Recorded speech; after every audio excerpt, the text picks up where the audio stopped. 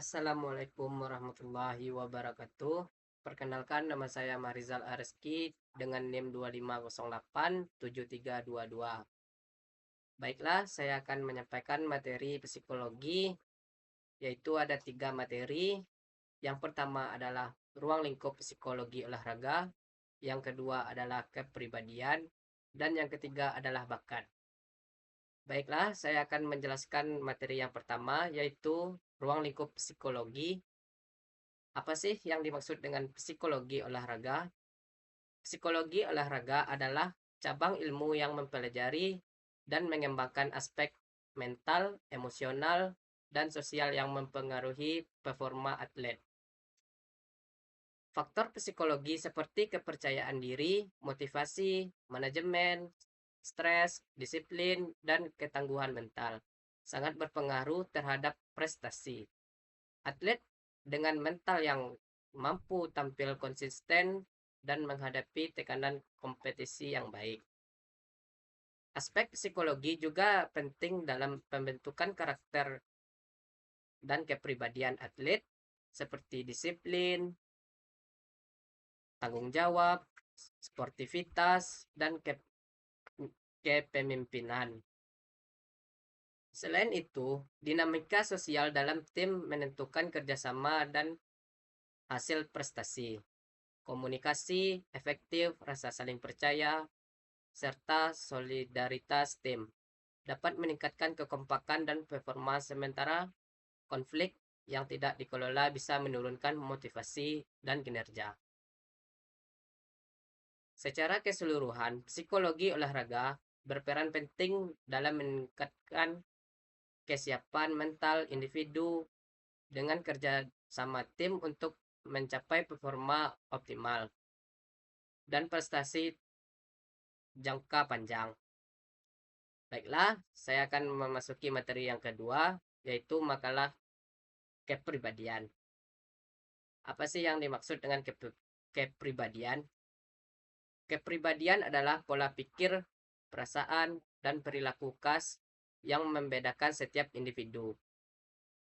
Kepribadian bersifat dinamis, terbentuk dari faktor bawaan, genetik, dan lingkungan seperti keluarga, pendidikan, budaya, serta pengalaman hidup. Faktor pembentuk kepribadian ada dua, yaitu satu bawaan, yang kedua lingkungan. Teori-teori kepribadian yaitu ada beberapa macam. Yang pertama adalah psikoanalisis, yang kedua adalah behavioristik, yang ketiga humanistik, yang keempat trait, dan yang kelima psikologi sosial. Peran kepribadian mempengaruhi cara berpikir, bertindak, dan berinteraksi sosial. Yang kedua, menentukan kesesuaian kerja, gaya, belajar, hubungan sosial, dan kemampuan mengatasi stres. Perkembangan kepribadian. Yang pertama, terbentuk sejak masa kanak-kanak dan terus berkembang seumur hidup.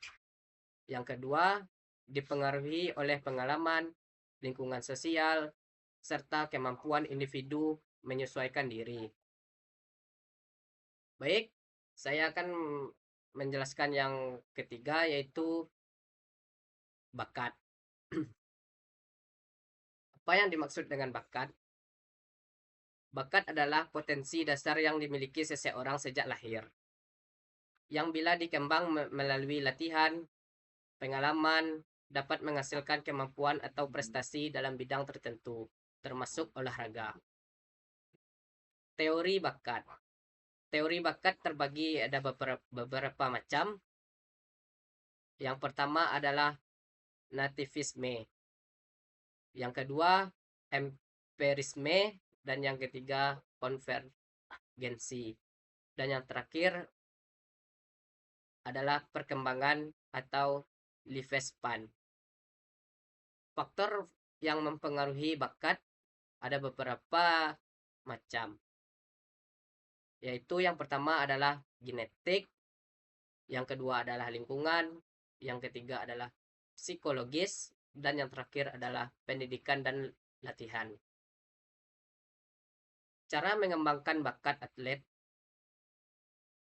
Yang pertama, identifikasi sejak dini melalui tes fisik, psikologis, dan observasi.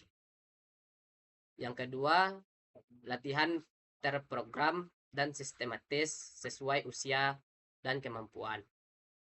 Yang ketiga, peran pelatih kompeten dalam pembinaan dan motivasi. Yang keempat, dukungan sosial dari keluarga dan lingkungan. Yang kelima, penguatan mental melalui teknik psikologis, goal setting, self-talk imagery. Dan yang terakhir adalah evaluasi berkala untuk menyesuaikan program latihan. Baiklah, itu saja yang dapat saya sampaikan. Kalau ada salah dan kekurangan, saya minta maaf. Wabillahi taufik walhidayah. Wassalamualaikum warahmatullahi wabarakatuh.